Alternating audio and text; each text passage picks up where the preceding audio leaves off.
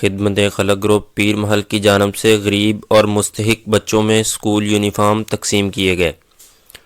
Government boys elementary school چک number 323 گاہبے میں خدمت خلق گروپ کی جانب سے غریب اور مستحق بچوں میں اسکول یونیفارم تقسیم کرنے کی پروکار تقریب کا انعقاد کیا گیا۔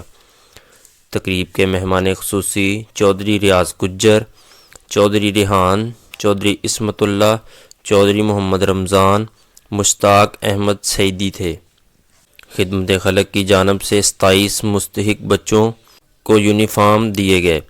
خدمت خلق گروپ کے صدر ریاض گجر نے تقریب سے خطاب کرتے ہوئے کہا کہ ہم نے تہیہ کر رکھا ہے کہ ہم تعلیم کے میدان میں غریب اور مستحق بچوں کی ہر ممکن مدد کریں گے۔ چودھری محمد رمضان نے کہا کہ علاقے میں تعلیم کے میدان میں غریب اور نادار بچوں کی بھرپور مدد کر کے ان کو ہر صورت زیور تعلیم سے منور کریں گے۔